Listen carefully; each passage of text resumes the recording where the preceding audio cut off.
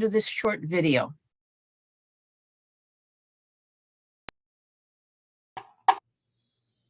Due to COVID-19, this meeting will be conducted as a Zoom meeting pursuant to the provisions of Assembly Bill 361, which suspends certain requirements of the Brown Act.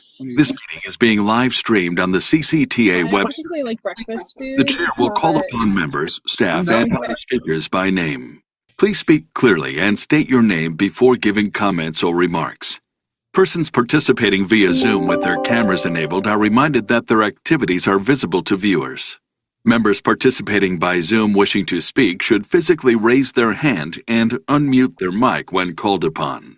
Members should mute their mics when done speaking. Citizens participating by Zoom wishing to speak should use the Raise Hand feature or dial *9 if participating via phone, and the chair or staff will call upon them at the appropriate time. Citizens will have 3 minutes to speak. After 3 minutes, staff will lower their hand and mute their mic. Participants via phone will be called upon by the last 4 digits of their phone number. It is requested that public speakers state their names and organization, but providing such information is voluntary. Written public comments received in accordance with the teleconferencing special notice for public comment guidelines are printed on the meeting agenda. If authors of the written correspondence would like to speak, they should raise their hand and the chair will call upon them at the appropriate time. All written correspondence received after that and during the meeting will be entered into the record. A roll call vote will be taken for all action items. Thank you for participating in a meeting of the Contra Costa Transportation Authority. Thank you. Jackie, could you call the roll, please?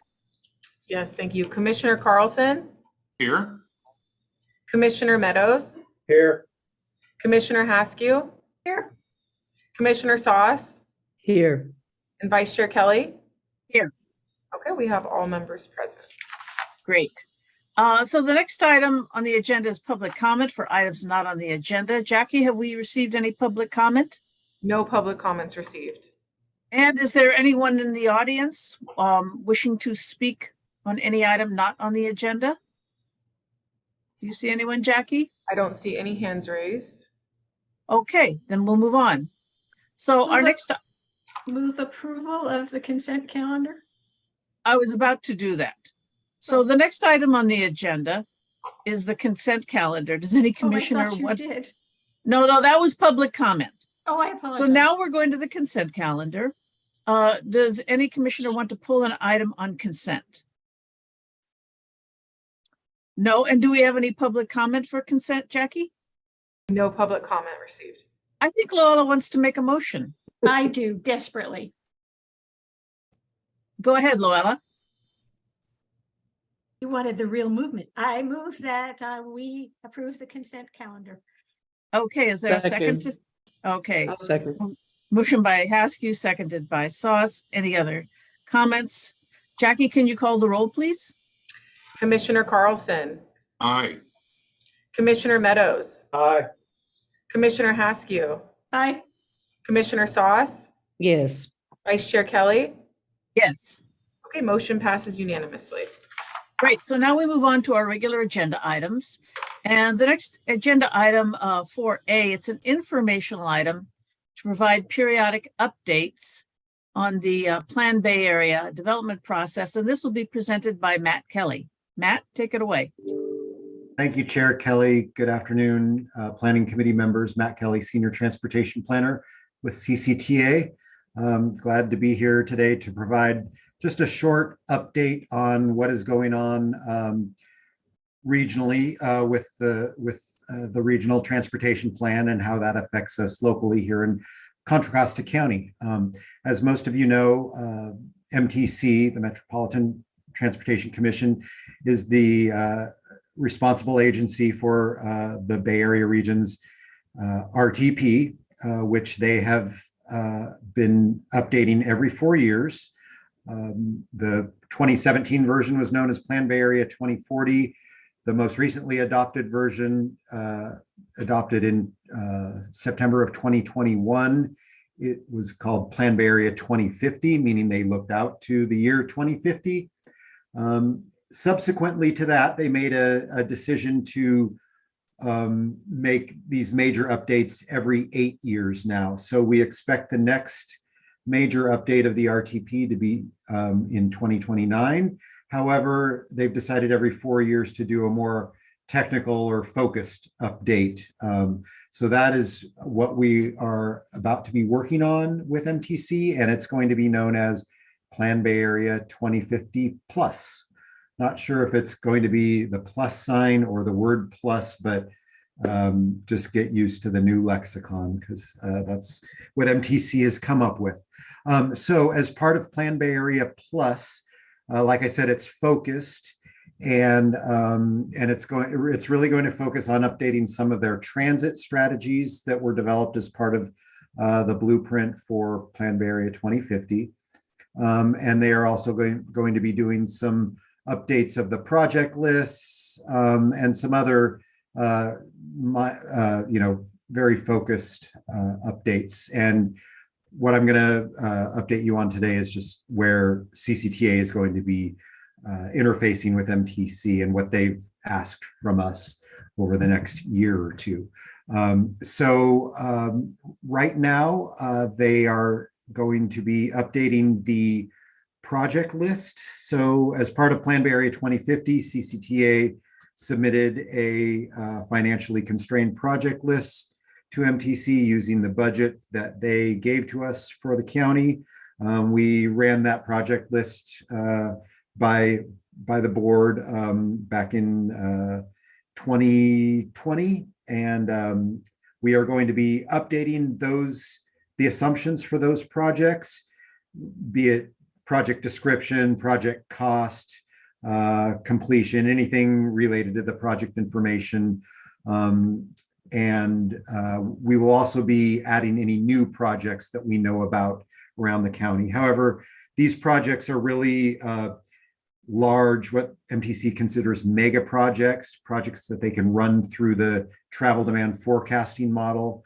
And so those are generally projects that are adding capacity to the network, whether they be the roadway network or the transit network, and generally have a capital cost of more than $250 million.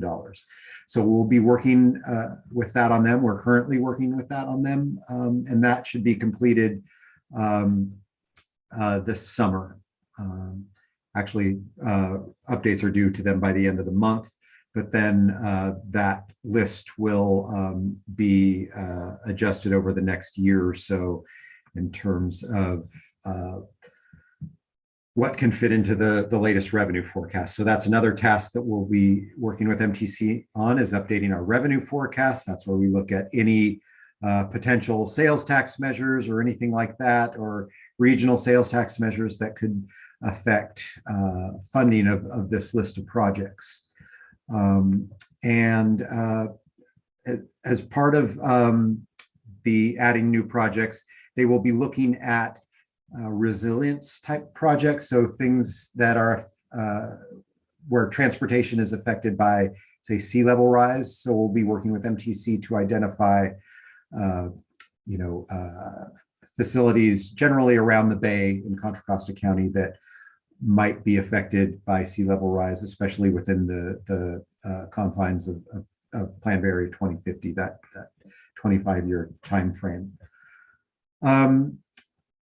Something else that is currently open as far as MTC's update of Plan Bay Area 2050 is they are looking from the cities for new priority development areas to add to their blueprint for Plan Bay Area 2050 Plus. We do already in Contra Costa have priority development areas in 19 of our 20 jurisdictions, and we have about 35 different PDAs around the county. So I think we're doing okay there, but if there are any jurisdictions who are interested in adding PDAs or editing their PDAs, So that's the we will, the cities are asked to work directly with MTC by the end of July to update the priority development areas. But like I said, I think we're doing pretty good. I think any area within the county that's been kind of identified for for major growth is part of one of those priority development areas. But if you have questions about it, feel free to have your staff contact myself or staff at MTC. So most of all these activities I mentioned will be taking place over the next year or so. Most everything they plan to have done by spring of 2024, and then start updating the blueprint for Plan Bay Area 2050 plus, and that they plan to have completed by 2025. So that's all I have. We today, really, they're just getting started. And like I said, this is really just the tasks they plan on working with the CTAs on. So we will come back to you, or actually have MTC come back to you in the next year or so as that blueprint starts being developed. But that's all I have for you today, and I can attempt to answer any questions on Plan Bay Area 2050 plus. Thank you, Matt. Commissioners, any questions for Matt here? No? So Matt, I take it that nothing's affecting our current projects right now by the start of this activity. Is that right? Right. Any project we currently have in Plan Bay Area 2050 is still, in the funding pipeline, whether it's scheduled to receive funding or currently receiving funding. So we will attempt, we think we'll only add to our project list this time around and refine any current projects. And we'll be working directly with the project sponsors to do any editing of current projects.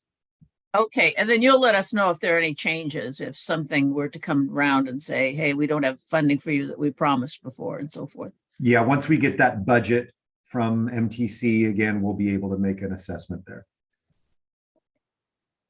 Jackie, anyone from the public wishes to speak on this item? Do you see any hands? I do not see any hands, and I did not receive any public comment on this either.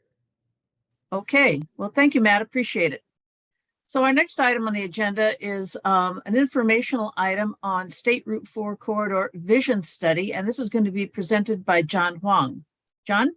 Yes, good afternoon, Vice Chair Chris Kelly and committee members. John Huang, along with me is Sasha Dansky. He's going to be presenting the bulk of the presentation, but I just want to give you an overview of the project. And again, thank you for the opportunity for us to come to this committee and update you on this State Route 4 Corridor Vision Study. The scoping of this project actually began a year ago, and based on the board's approval for us to move forward, we started this whole process back in September of last year, and we've gone through the various regional transportation planning committees and presented an overview of the project, kind of give folks a glimpse of what's being done. And the study is essentially looking at the whole corridor from west to east, from Hercules to Discovery Bay. And we're looking at all modes of transportation, not only on the main line, the freeways, but also the parallel routes that provides essential modes and essential first last mile connections. There's been a number of studies, as you may know, over the past several years, the East County Integrated Transit Study being one of them. And also we did a State Route 4 design alternative analysis not too long ago, a couple of years ago. So this study really looks at a cumulative of all the studies and leverage that information and outcome to develop this study. One of the key things that we want to accomplish with this is really to align the project, the corridor, for future funding, and that's developing what we call a comprehensive multimodal corridor plan based on Caltrans criteria, and then Sasha can go further into that. With that, I'm going to hand out this our expert, Sasha Dansky. It's all yours. Thank you. All right. Well, thank you, John. I'm going to share my screen. Can you hear me? Is that coming through? Got the screen? Yes. All right. Thank you for the nods. Always a question when you're doing these. Yeah, thanks, John, for the introduction. So my name is Sasha Dansky. I'm with Mark Thomas, and we're assisting CCTA in putting together this study, which we call the SR4 Corridor Vision Study. If I can get my screen to advance. So the intent of this is to really create a vision and a set of guideposts for the future development and future transportation needs along Highway 4. We've based the scope on as John mentioned, a comprehensive multimodal corridor plan, which is based upon looking at auto, transit, freight, bike, ped, as well as emerging technologies in terms of our transportation system. And the reason we're doing that is by meeting these criteria and going through and meeting the requirements of the CMCP, it avails potential projects to SB1 funding along the corridor. So it's an important step, and without this step, there's a number of pots of money that would be unavailable. So this is an important next step. So first and foremost, as John mentioned, there's been a lot of studies in this area. As we'll talk about it, it's nearly 80 studies I think that have been done and plans that we've reviewed associated with this project. So we're going to build upon those existing efforts. We don't want to lose the work that's already done. We're really going to take that work and advance it and contextualize it. So we've gone through, again, numerous documents, plans and guidelines to the integrated corridor study, the SR4 design alternatives analysis, the operational improvement project studies. All these things are combined in addition to bike ped plans and the like. But we realize that there's a few deficiencies as well, including looking at corridor safety comprehensively, looking at also the freight system, arterial network operations. The highway operations were looked at pretty carefully during the design alternatives analysis, but the parallel arterial network hasn't really been looked at. And then also to identify emerging technologies that will allow us to, shape our transportation future. So those are the additional analyses which will then be added into the existing plans and existing projects that have been identified. We have established evaluation criteria based upon the goals of the project, and then we intend to do primary and secondary screening in order to come up with a ranked list of priority projects along the corridor, which we will then document in our SR4 corridor vision study. And then we'll use that because we will meet the requirements of the CMCP. We'll then use that to leverage additional funding. We're not doing this in a vacuum. We have both a project development team, which the CCTA, Caltrans, and the consultant team, and we also have a technical advisory committee of the various jurisdictions with staff from the various jurisdictions within the project area, and we'll actually meet with them 3 times during the planned study. In terms of the draft project goals, again, we base these upon the CMCP guidelines. You can see the various goals: safety, mobility, economic vitality, social equity, et cetera. And we've applied weighting factors to those various goals through our initially our PDT, and then to the TAC, and now to the various groups and committees that we're talking to establish those ranking criteria ultimately and measuring the projects. And one other thing is, within your staff report, the objectives and the performance measures associated with these goals have also been provided to you. As I said, we've done a lot of work in terms of existing documents. We've really looked at and reviewed every document that's applicable. As you can note, there are 79 documents in all. Within those documents, the relevant projects, we have identified the ones that fit within the project study area, and the project study area is the area in blue that we've defined here, and includes also connections with the Byron Airport.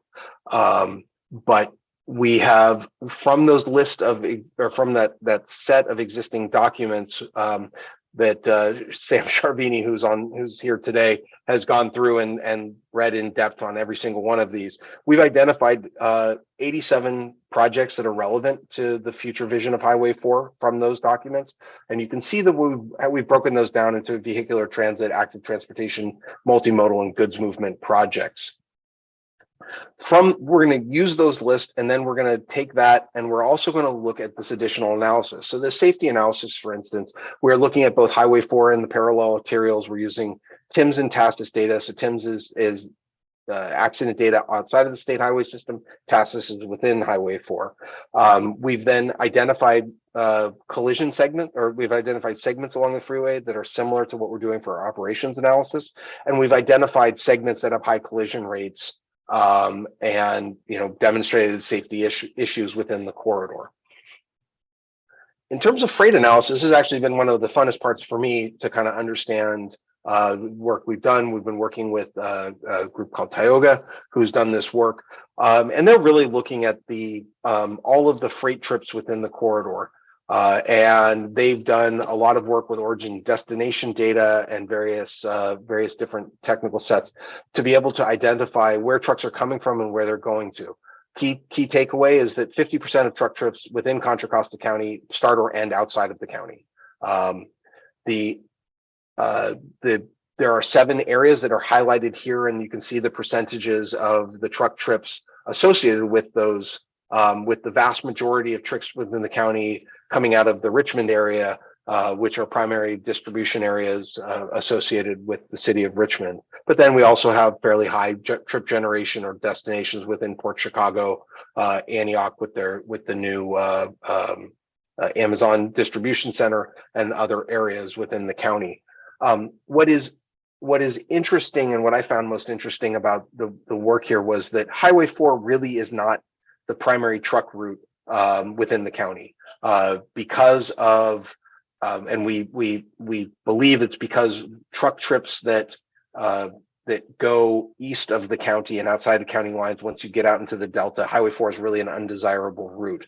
And Highway 160 and connections to 12 also are not a hugely desirable route. So most trucks that begin or end in the county take either 80 out of the county to the north, or travel down and then out 580 out to the Tracy area. And we can see from some of the data how trucks are, there's sort of a dividing line for areas of someplace around Lathrop, where trips will either go north along 80 or south along 580.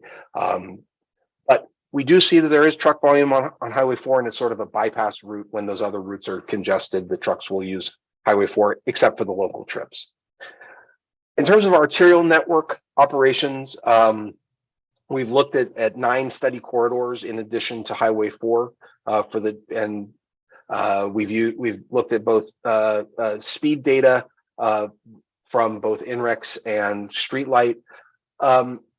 What we're seeing in the data initially is that really the important operations are either local land use context, meaning that you have some sort of land use that's driving a lot of traffic to an area.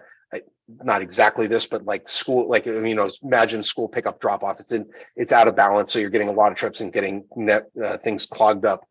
Or really the proximity to interchanges, so a lot of cars going to the interchange are going to clog up the arterials on their way to them.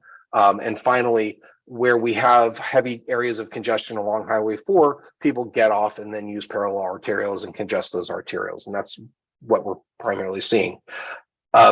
Along with Highway 4, the worst areas of congestion are the parallel routes, essentially between 242 and Lone Tree Way, which all makes sense based upon all of our observed and individual observations.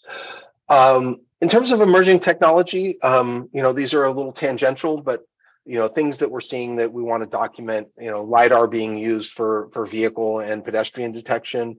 Also advances in cellular service for communication, both from infrastructure to vehicles, but also connected vehicle systems as well.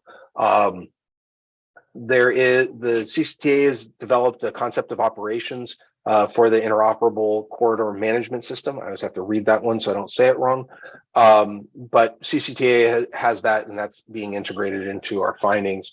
And then also importantly for communications and emerging technology is that CCTA is developing a countywide fiber optic network that will be a backbone and for communications, and we're taking account of that for its portion and its application to Highway 4. So we've done this initial analysis in addition to the study of the existing studies, and And so what our analysis and findings are to identify problematic areas. Where do we have high congestion? Where do we have high accidents? Where do we have deficiencies in the system? We are then comparing those right now to the existing list of whatever it was, 80 projects that we are comparing those to see if those projects actually address some of the deficiencies that we're seeing, or are there gaps in the proposed projects that we need to look at new projects to propose and evaluate as part of the vision study. We will then, we are identifying some gaps, and we will add projects to that list or solutions, and then add those into the mix, and then you go through primary and secondary screening in order to get to our finding elements. This is not just a technical exercise, and the CMCP requires a heavy level of both stakeholder and public engagement. And we are working with CCTA staff and with Lindsay to develop a stakeholder and public engagement plan. The engagement, the CMC guidelines identify a number of different folks and different entities that should be consulted or can be consulted, really can be consulted. And so we've used that to really build our engagement approach. So again, it's led by CCTA, but we're going to be leveraging a lot of the other outreach events that are going on in the county. So we'll be attending pop-up events. We will have, we'll be, leveraging existing public meetings. We are developing a project website. Also, the market research that is being done, the linear studies, and I always bungle the consumer, not consumer, but what do you do in politics? I'm sorry, I'm fumbling over my words here, but CCTA has invested a lot in actually reaching out and getting surveys of users of Highway 4 along the corridor. We are going to be asking them questions about how they feel about the projects that are coming out of this and getting their input in terms of that. And so it's going to be a really useful tool. We're also presenting to a lot of the boards, standing committees and boards. So we have our standing TAC, as I mentioned before.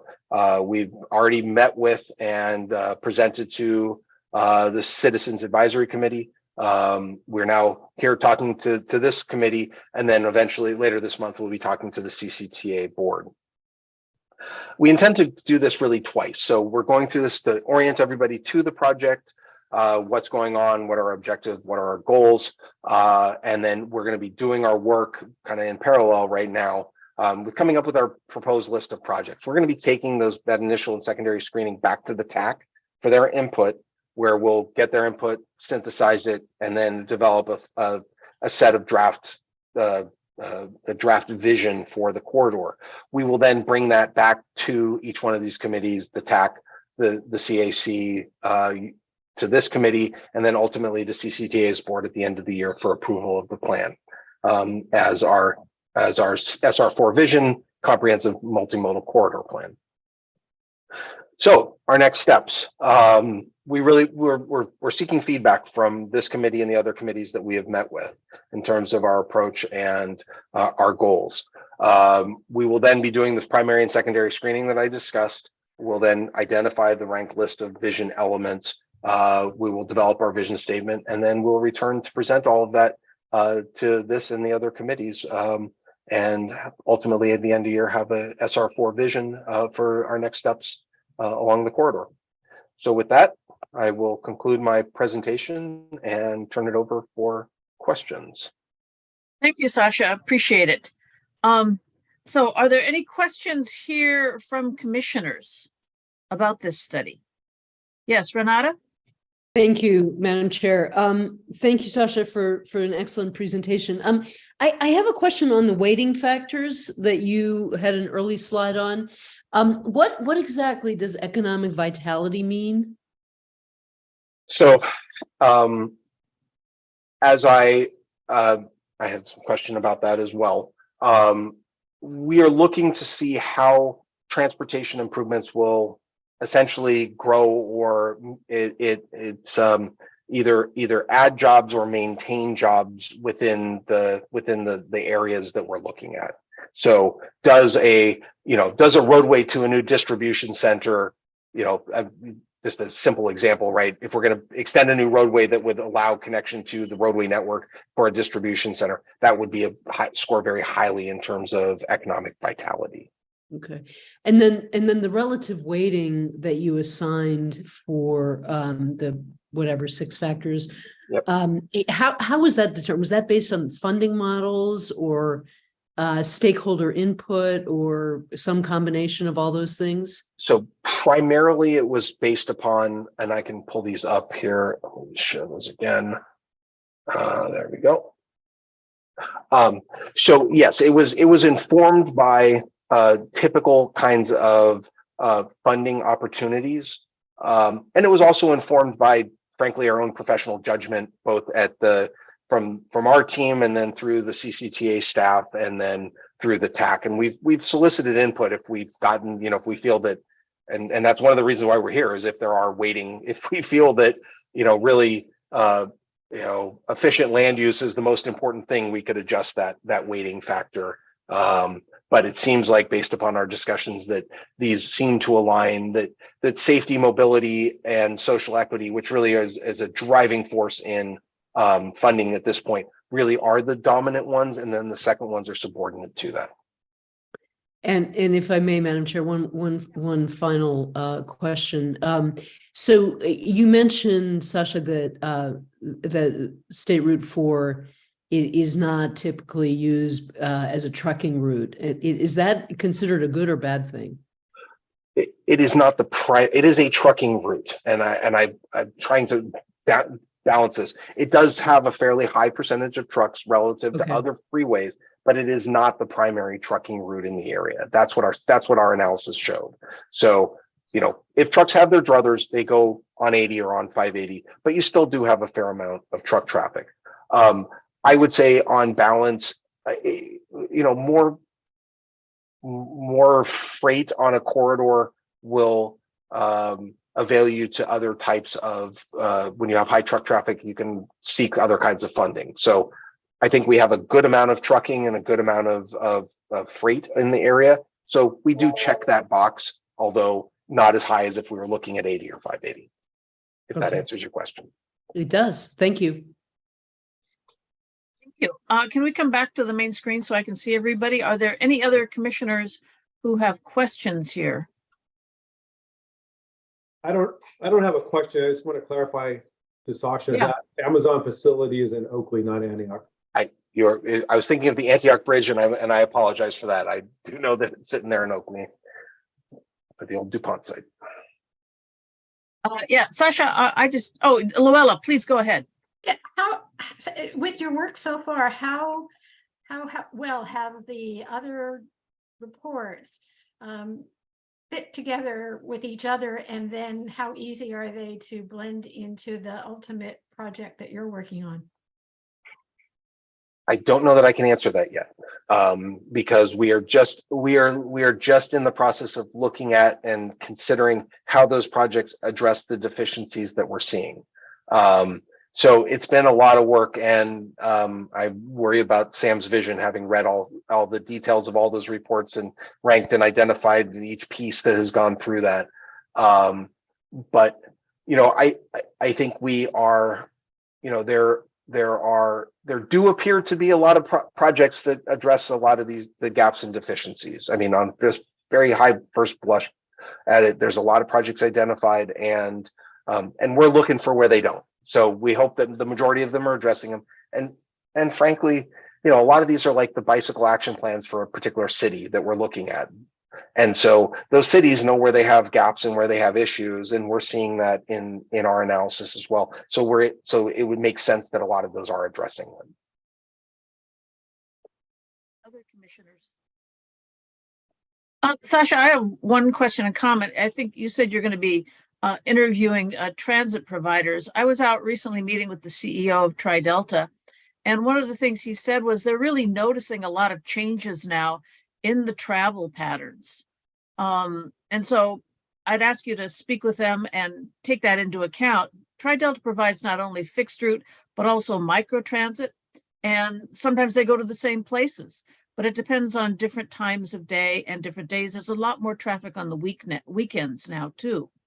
So people are really changing. So please take that into account. Yeah, absolutely, Chair Kelly. They are part of our TAC, as part of our technical advisory committee. So we've made the same presentation to them, and we are heavily leveraging the integrated transit study that was done. That they were a key and critical part of that study in developing its recommended solutions. For one of them being express bus service, likely to be operated by Tri-Delta Transit as one of those solutions. Okay, any other comments from commissioners? And Jackie, do we have anyone from the public who wishes to speak on this item? I don't see any hands raised, and I have not received any public comment on this. Okay, and any other staff comments on this? No, so this is a work in progress. Okay. It very much is. Well, thank you, Sasha. Thank you, Sam. Appreciate it. We look forward to hearing back from you as this progresses. Great. Thank you for having us. Okay, so moving on, I don't see any correspondence and communications. Chair comments, I only have one comment. This is just sort of related. Today, I received, I think it's from MTC, something called online, Survive and Thrive Roadmap to a Sustainable Business Model for Bay Area Transit, dated May 24th. It's a 19-page document, I guess mainly for the public, but it's kind of interesting. It's not only MTC, but a number of other agencies put their input into it. I'll send it along to Jackie in case you want to circulate that. So just so you know what that's about. Any other comments from commissioners? No, staff, Tim, do you have any comments, or John? Nothing to add today, Chair. John? Nothing? No. Okay. Okay, well, I guess that's it, folks. So we will adjourn, and our next regular meeting is